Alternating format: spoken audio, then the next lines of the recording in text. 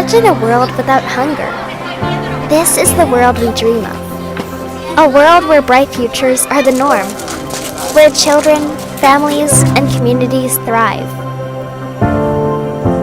But every year, millions of children are still dying from preventable causes, such as pneumonia, diarrhea, malaria, and undernutrition. Hunger causes nearly half of deaths in children under 5 years old. In spite of all this, we know that hope is not lost. It starts with food, and it starts with all of us. We believe in feeding kids. As a Christian nonprofit, we're dedicated to seeing every child whole in body and spirit. Nutrition allows children to grow, thrive, and develop to their full potential. We believe in feeding spirits of children around the world and volunteers and donors. We love like Jesus, with abandon because he first loved us. We believe our lives are made better when we give our time and resources to help others. We believe in empowering communities, that all people deserve the dignity of self-reliance. We work with food distribution partners that stay with communities for the long haul, empowering them to move from relief to development. Imagine a world without hunger. It's not just a dream, it's a possibility. And it's because of you.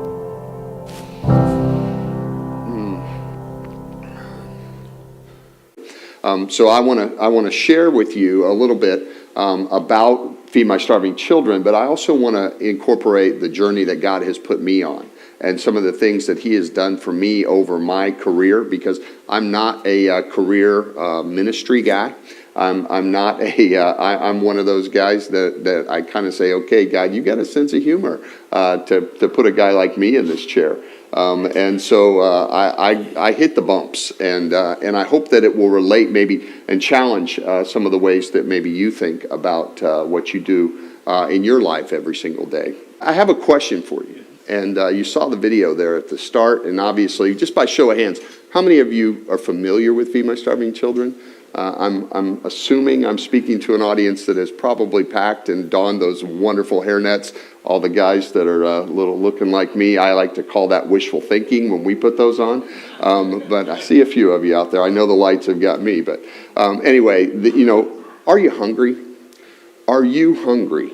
And I ask that question really thinking about the fact that that we have an opportunity to think about what hungry really means, and how do we go through our lives thinking about what hunger is, because hunger exists in a lot of ways. Have you ever been physically hungry? Have you ever felt like you needed food? I'm guessing you maybe woke up this morning and felt a little growl in your belly. But then I ask you, and I want you to say, what are you hungry for? That word hungry is a metaphor for a lot of different things. And as I walk through this, I want you to kind of keep that question in mind. What are you hungry for? Okay? So my journey kind of starts with this as I go through my life, and God kind of had a joke. I don't know, you got that one slide that God's kind of looking down at me? Yeah. And that's a kind of important one because me and God, we've had an interesting journey. I'd say God's always been in the same place. I've kind of been one of those guys that wandered in and out, and he's blessed my life immensely. But I kind of, you'll get this as I end my talk a little later, but I kind of think as I talk to God, God kind of told me to go bananas. And I took full advantage of that, believe me. I come from a background that a great Christian home, grew up in Indianapolis area, married my high school sweetheart, been married for 36 years, 3 wonderful grown adult children, 2 grandchildren. But as I walked, God was always there, and I could come running back to him. But boy, as I look back in the rearview mirror of my life, I see some opportunities that were missed, but that God continues to use. He gave me a heart for these kids. And go ahead, Mike. When I first encountered Feed My Starving Children, I heard about that kids were dying from hunger-related causes.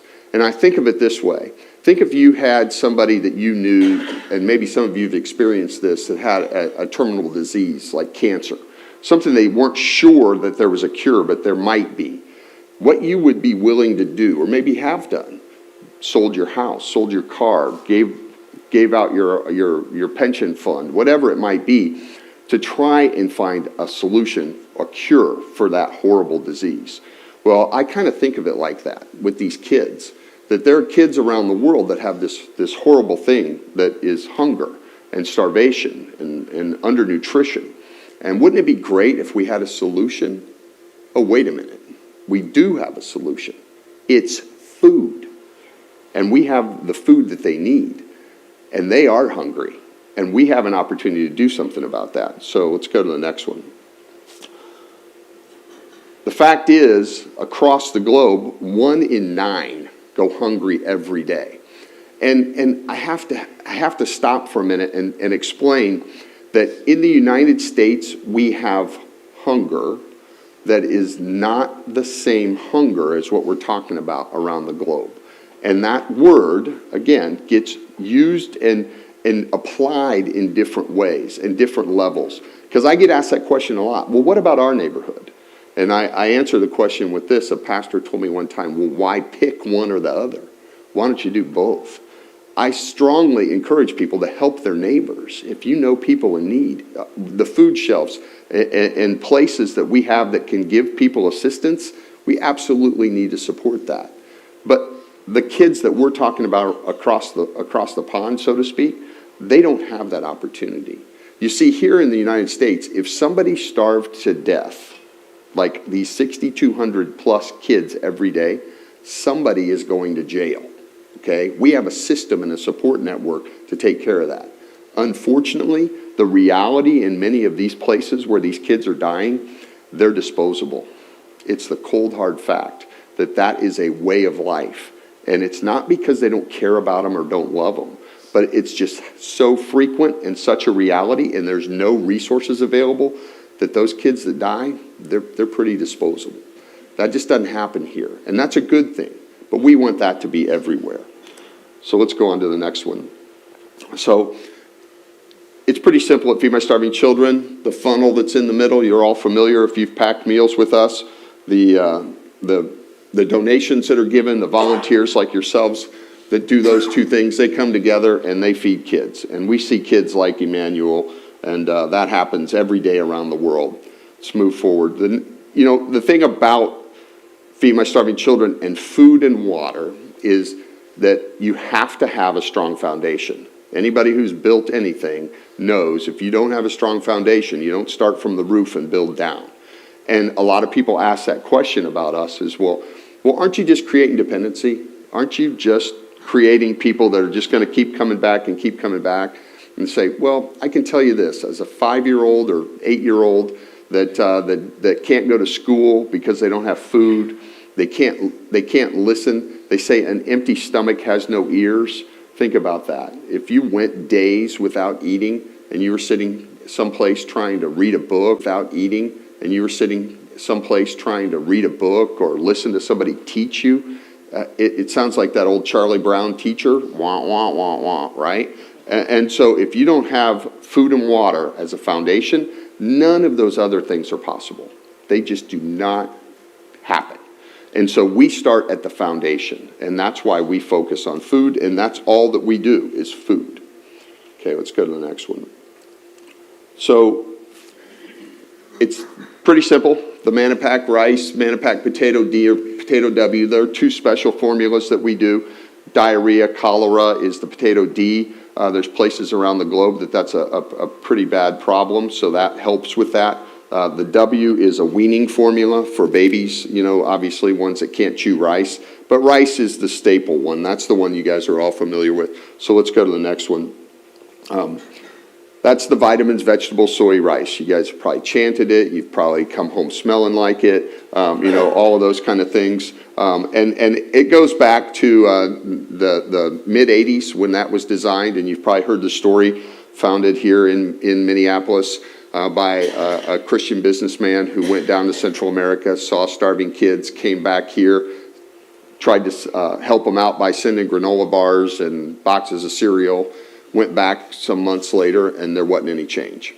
And he was frustrated by that. Started talking to some of his friends here that were food scientists at Cargill, General Mills, and they said, well, the problem is you're sending them calories, you're not sending them nutrition. You see, there's a difference. You can't just put calories in the body that aren't the right calories, especially in kids. Kids that are having cognitive development of their brain, their physical bodies are experiencing stunting when they don't get the right stuff. I just heard that in Guatemala, that in the Western Hemisphere, they have the worst ratios of stunting of any of the countries in the Western Hemisphere. And yet they're getting the calories on a daily basis, but they're almost all carbohydrates. They're getting a lot of corn, and they just simply aren't getting the vitamins and micronutrients and proteins that are needed that much of us, we experience in a blended diet. Some of us more than others, sorry. But that problem that's out there needs to be this special food. And so that's the formula that God gave us, and we continue to use that. So that formula was taken and put in the hands of God's people, and God's people kind of used it, but not to the degree that I think God really intended it to be used. And I want to be really careful here, because you may have heard this, but this is what we call affectionately, being here in Minnesota, the hockey stick of growth.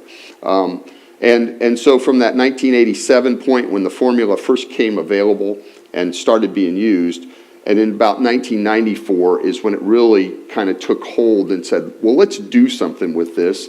And Feed My Starving Children started to try and say, let's go about this, raising some money and packing some meals. And so they went out to churches, which embraced it, and then they said, yay, we're Christian. And then they went to a couple businesses and said, well, we'd like to do this, but can you tone down that Jesus thing? Can you just leave him out in the car? Oh, sure, he won't mind. We'll leave him out there. We'll do this and be, Well, that wasn't going so well. They were frustrated because from 1994 to 2003, they packed about 3 million meals at the most annually for that entire time. They hired and fired different executive directors, and you may have heard that story. In 2003, there was the board chairwoman actually at the time. She really felt God put it on her heart that she should say, we need to make up our mind. We can't be Christian by convenience. We need to proclaim who God is and understand we are not an evangelism organization. We are a tool that gets put in the hands of evangelistic organizations. But we cannot ever say we're not Christian or just fail to mention it. So in 2003, there was a rededication to Christ. You can see the graph. And I want to be really careful. This does not present a prosperity gospel graph, okay? That I want to be really clear about, okay? But I do believe that God has prepared good works for us, and when we honor him, that his work is honored, and his name is honored, and his name is glorified, that he is going to walk through the trials and tribulations. And believe me, this doesn't come just like, hey, God, now we said your name. Can we have all the money that we need and all those great volunteers and all the easy ways to get food to all those people that we know need it? Not quite. But was Jesus there every step of the way? Absolutely. And I can tell you, I've stood in corporate boardrooms, and I literally have had people that said that same question, can you leave Jesus in the car? And I said, nope, that ain't going to happen. And they said, well, I'm sorry, we can't have you guys come. And I said, it's really nice to meet you. I'll pray for you.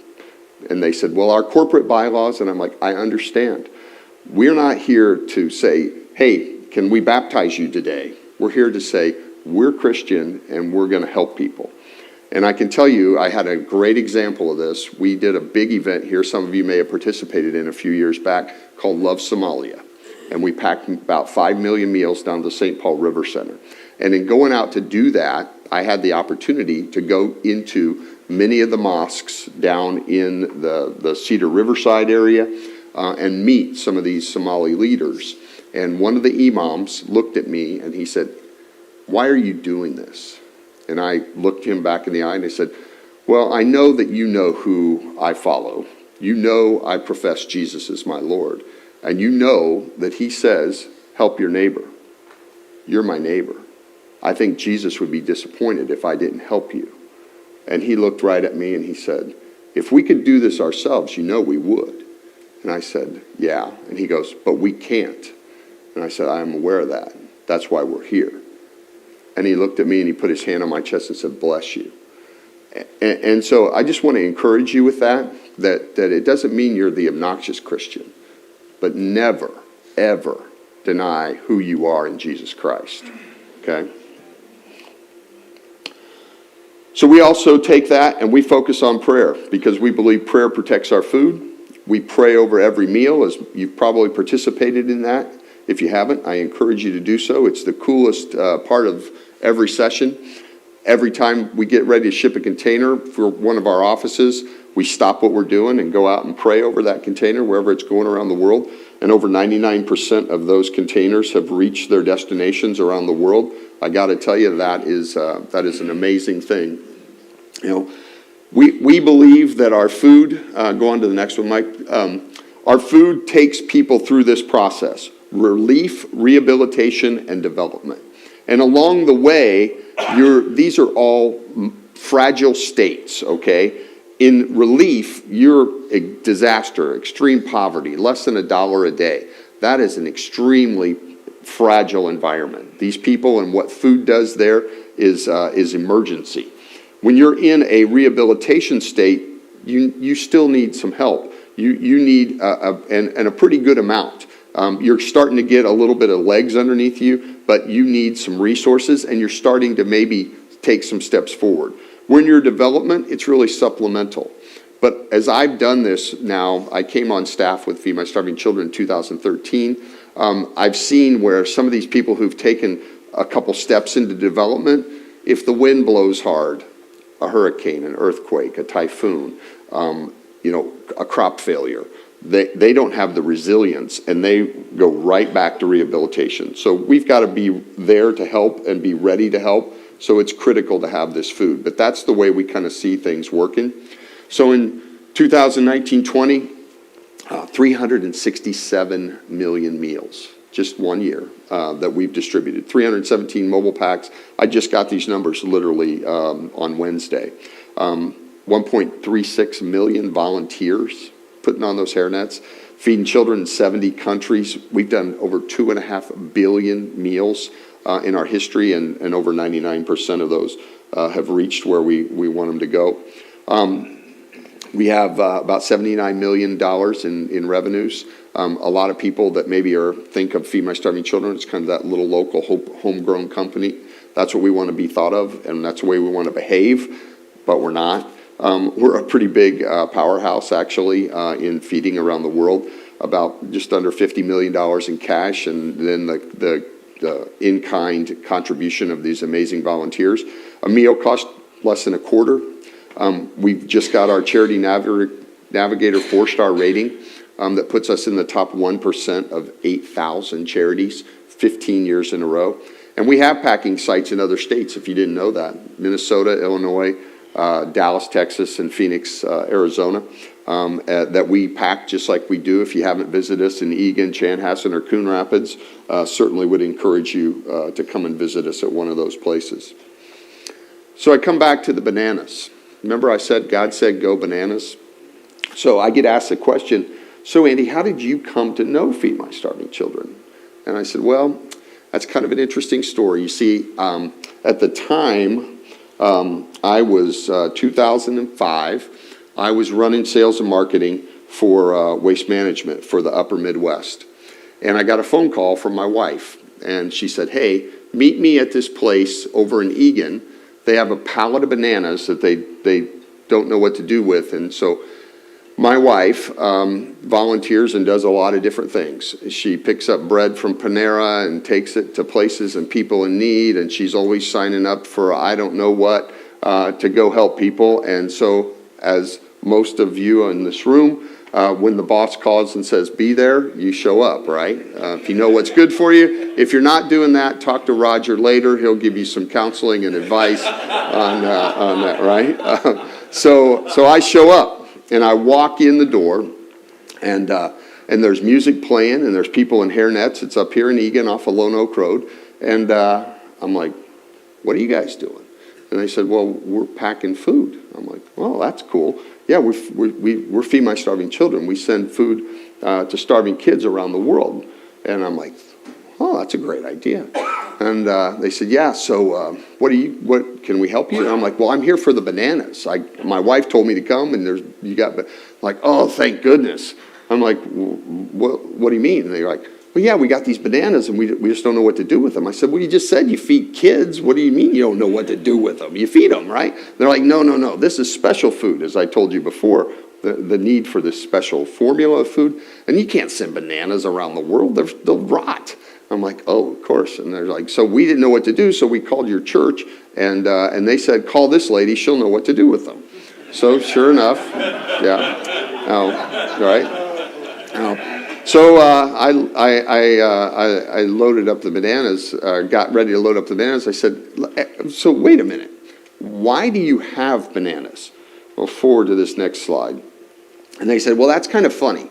You see, we had down in Honduras a hurricane that had ripped through that area. And we sent an emergency container load of food. And here it is 9 months later. This was pictures of a hurricane that came through there in 1998. This had happened in 2005. And they said, we got a ring at the back door, and there was a truck with a pallet of bananas and a thank you note from Honduras, and said, thank you for sending us food. Well, we had no idea what to do with these. And so we called your church, and there we go. So I mentioned the fact, go on to the next one. You know, I'm a corporate guy. I ran sales and marketing for waste management for the upper Midwest.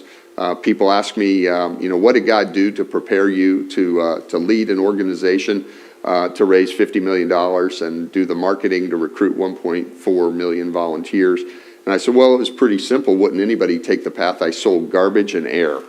That naturally leads to going to feed kids, right? So these are the two organizations that I really had most of my background. I said I grew up in central Indiana and spent a little bit of time out on the East Coast in the garbage business, and then came here. And that garbage brought me to Minnesota. And then I hooked up with some guys in 2006 and was the executive VP of AirServe, a company that has the tire inflator machines. Had 90,000 of them in the U.S., crossed Canada over into Europe, and grew the business over into Europe. And you might think, well, that's kind of a crazy thing.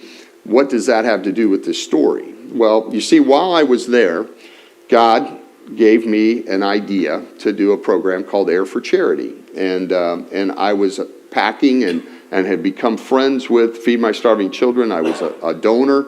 And God said, Andy, take and do this, and I want to use this to help expand that ministry. And so he gave me this idea, and we put this logo on 30,000 of those machines across the United States. And I approached who is now my boss and one of my best friends, Mark Crea, and said, hey, I've got this idea. We'd like to donate $100,000 a year through these machines and commit to doing it for at least 5 years. Would you be interested? Surprise, he said yes. $100,000, if you remember back at the time, and even today, that's a pretty significant deal. So we launched this program called Air for Charity, and I got to say, we sold the company in 2013. That's the time that I ended up back at Feed My Starving Children as an employee. But the company that we've sold to has continued that program, and it's going into its 11th year, so over $1 million has been donated to Feed My Starving Children through this program, and praise God for that. That story, if it just was that, I would tell you the selling of the company has something to do with my journey. You see, I knew that I wanted to do this job, and I wanted to be a part of what God had for us and had for me, I believed. In 2011, there was a job opening for a director of development at Feed My Starving Children. And I saw it, and I said, I'm doing that. I'm going to apply for that. So I did, and I went through about a 3-month interview process, and I was offered the job. and I was certain this is what I was supposed to do. And as I was literally getting ready to call back Mark Crea and accept the position, God told me no. I can't explain to you exactly, and I don't know how your conversations work with God, but I know in this instance it was an absolute no. And so as I talked to Mark, I said, Mark, I don't know what is just going on, but God has clearly told me I need to turn you down. And I'll never forget Mark said, well, Andy, I'm disappointed, but I understand it's all in God's timing.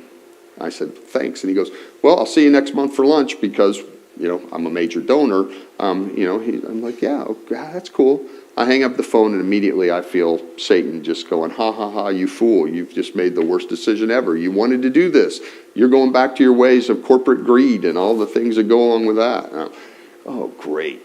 So fast forward, come to the end of 2012, beginning of 2013, and we were about a $150 million company across the United States and throughout Europe and Canada. And we'd made the decision with the private equity group that owned us that we were ready to sell. And so we started looking for buyers. And so from January of 2013 through the end of April, it was kind of up and down, and the buyers, and it was a complicated sale, and they were going to merge it with another company. And so we were just kind of frustrated. Well, finally, the end of April, I was down in Dallas, Texas at 7-Eleven's headquarters, and I walked out about 4 in the afternoon, and my phone rang, and it was the president of our company who said, hey, Andy, great news. They finally signed the papers. We're going to close on the deal in 2 weeks. I was like, oh, thank you. Don't know what the future means, but finally we can get this chapter behind us and go on to see where we go from here. I got on an airplane, fly back, landed about 9 o'clock on a Wednesday night, and get on the park and ride shuttle. And of course, I'd reported into my boss that I had landed, my wife, and said, hey, I'll be home in a few minutes. I get on the shuttle, my phone rings, and it's Mark Crea from Feed My Starving Children. And he said these exact words. He says, hey, Andy, how you doing? I said, hey, Mark. He said, hey, I know we're having lunch next week, but I need to ask you a question. I'm like, yeah, what's that? And he goes, has anything changed recently with your situation at work? Because that job I offered you 2 years ago is back available, and I'd like you to reconsider. And I said, what did you just say? And he said, has anything changed with your situation at work? I said, Mark, we signed the papers at 4 o'clock this afternoon.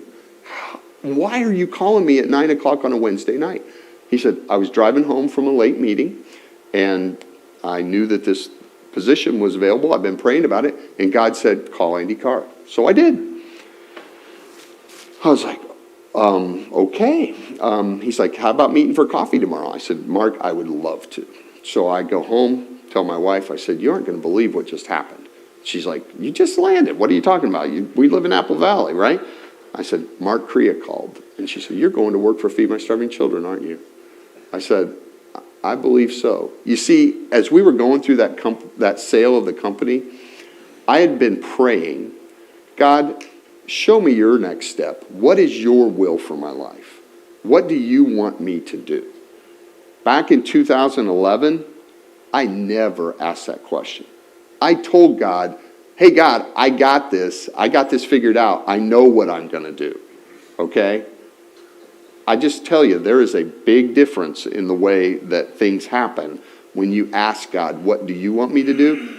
But I also got to tell you, be prepared, because those answers aren't always what you think they might be. You know, as I kept going through and thinking about coming into this job and what we were going to do, the natural scriptures that come to mind is about Jesus feeding the 5,000. And Jesus going out in loaves and fishes and how we're going to do this. And I hear about the word hope all the time, and that what we really do, that hope is greater. And I'm thinking, wow, what is that all about? And one day I'm sitting at my desk and I read this verse in John 14:12. Very truly, I tell you, whoever believes in me will do the works I have been doing, and they will do even greater things because I'm going to the Father. And notice those are red letter words. Obviously, you know those are Jesus that's saying that. Jesus the creator and master, the word that breathes the very life into us, is saying, do even greater things. And we have this mantra about hope starts with food, and hope is greater. That whole greater thing just kind of hung up in my head. And then one day, as I was sitting there doing the math, I say, I was a solid C- student in math. And when we hit that 365 million meal mark, I got out the paper and pencil and did the math and figured out, that's 1 million a day. You see how I did that? Right? We're doing 1 million a day. And then I started thinking about what Jesus did when he did the loaves and fishes. And it says the 5,000, the 4,000. Well, they say there was a crowd of women, and I'm sure Roger could give you the exact count. Pastors know those kind of things. I'm just a lay person. So, but I'm going to be generous and say on 2 separate occasions, Jesus fed 40,000 people one time. And then it dawned on me, 1 million a day, and that solid C- student math guy that I was, remembered that sign greater than. And I just ask you, is 1 million a day greater than 40,000 one time? You see, I believe that's what Jesus was talking about. That Jesus, the physical, fully human, fully divine, was saying that when I leave and my spirit is going to live in you, that even greater things will be done in my name, and even greater things to impact this world than just while I'm here in this limited form. Certainly not implying that Jesus isn't unlimited. But I truly believe that this was a way that he was speaking to me, and I hope it's something that you can relate to as we look across the world as the body of Christ. Those greater things, what are those greater things? Why can't we do that? Because the way God is doing this through Feed My Starving Children is certainly not the design of men. You see, I know this firsthand. These are 2 young boys that I had the chance to meet when I was in Haiti several years back. Mashaleh and Michelet. They're 9 and 10 years old in this picture. They both weigh less than 30 pounds. Mashaleh and Michelet had been in the Real Hope for Haiti malnutrition clinic for about 2 weeks when I first met them. And when they first came in is the picture you can see there of Michelet just totally distraught. And 2 weeks later in the red T-shirt was the time that I got to sit there and meet them. And this doesn't happen every time when I go to visit places, but in this particular instance, I got to see them very close to on the front end of what we had hoped would be a great recovery. Well, lo and behold, I got the chance to actually be in Haiti 3 separate occasions that year, and this was about 6 months later. Mashaleh and Michelet were just, the transformation was nothing short of incredible. And so I had the chance to talk with them and meet with them, not knowing what was going to happen. Their backstory is they found them wandering in the mountains in rural Haiti. Some of the people in the village that found them tried to find where they were from. They said that their mother had just got up and left one day, that they had not had food for days, and the mom just disappeared. And they searched to find, and could they find any relatives or anybody that knew anything around there? Nobody seemed to know what was going on, so they brought them to Real Hope for Haiti, who started putting food in their belly. Well, they didn't give up hope. They kept the word out that there was these 2 young boys. Eventually, they found an aunt that was some distance away, who that was the last time I got to see Mashaleh and Michelet, because the aunt came and picked them up and took them with her. And in my prayers, I believe that they're going to be doing well, although I can tell you the country of Haiti right now is as difficult a time as they've had. They just celebrated, I say that word jokingly, they came across the 10th anniversary of the devastating earthquake that took nearly 300,000 lives. And so that country continues to struggle in economic and political issues. But my prayers are that Mashale and Mishale, I know they at least got the chance to be kids. I remember when we were talking to them through the translators of just asking them, what's it like being here? And they said, the fact that we know that we have food every day just makes us happy. It was that easy. Just makes us happy.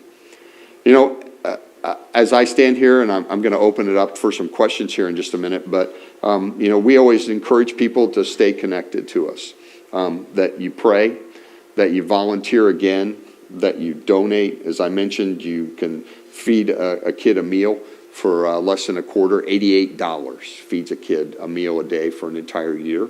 I just encourage you to say, okay, God, what am I supposed to be doing?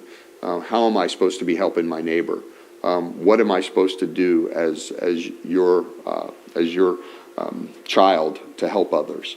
Roger mentioned the South Metro Mobile Pack. The impact that this has in our community. This has been going on a number of years. Actually started at Prince of Peace, is kind of who was the genesis of the South Metro Mobile Pack. Eric Elton, who is on staff over there. Some of you may know Eric.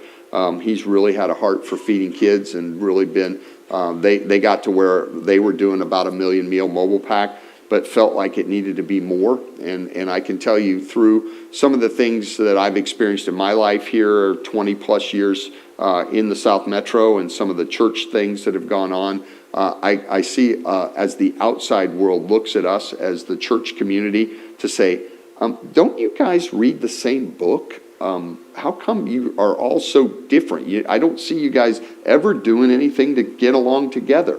This is one of the most successful of anywhere in the country. There are multiple places that do this around the United States, but in particular with Feed My Starving Children, that 20 churches come together and lay down any of our differences to continue to work together because we're feeding God's kids. So over 2 million meals are going to be packed, as Roger said, down there at Hosanna. What that means is 5,479 children will have the opportunity to have a meal a day for a year, an entire year, from that activity that's going to happen during that week. There is a grocery bill. It's $480,000. That sounds like a big number, but when you look at the impact of that, I say, feeding 1 million people a day comes with a price tag. You got to pay for the groceries, and it doesn't work to not pay for the groceries. If you don't believe me, go to Cub tonight, load up your cart with everything that you want, that you think that you need, and walk straight to your car and don't go by the cash register. See how that works out for you, okay?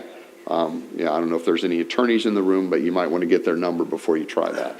And it's going to take 12,000 volunteers. But you look at what the results are from that activity, it's pretty remarkable. So in conclusion, I like to say, I started out by talking about, are you hungry? And what are you hungry for? And as it says in 1 Corinthians, neither the one who plants nor the one who waters is anything, but only God who gives the growth. And I just love seeing that picture of those two little boys and reminding me of what I'm hungry for. But I want to take it one step further and go back to God telling me, Andy, go bananas. And I have a question for you. What are your bananas? What are your bananas? And what I mean by that is when I go to heaven, I'm going to look up a guy from Honduras and say, hey, were you the guy who put bananas on a truck that ended up in Minnesota? Because you see, that simple act of obedience, how could that guy possibly know that would be the seed that got planted in me that God was going to use in my life? And I ask you, you might not know what those bananas are, but sometimes God gives you that opportunity. Is your bananas putting on a hairnet and pouring something in a bag? Because I can tell you, I've seen the impact of what's happened on the receiving end of that. You have no idea whose life that you're going to change. Who's the person that might not look like you in downtown Minneapolis that you're walking across the street and you smile at and say hello, that feels like everybody's against them? What are your bananas? Think about that. And don't expect that you're gonna get an email that says, hey, great job, that you did this today. But I promise you that God is the one who gives the growth in His way. You're not going to plant a seed in the ground and halfway through the growing season go grow it, dig it up to see if it's working, right? You're trusting that that's going to work. So I encourage you to go about your acts of obedience in asking God, just like I learned that lesson the hard way. Ask God to give you those opportunities. So with that, guys, I just want to say thank you so much for allowing me to be here. And I'm welcome any questions you might have about Feed My Starving Children.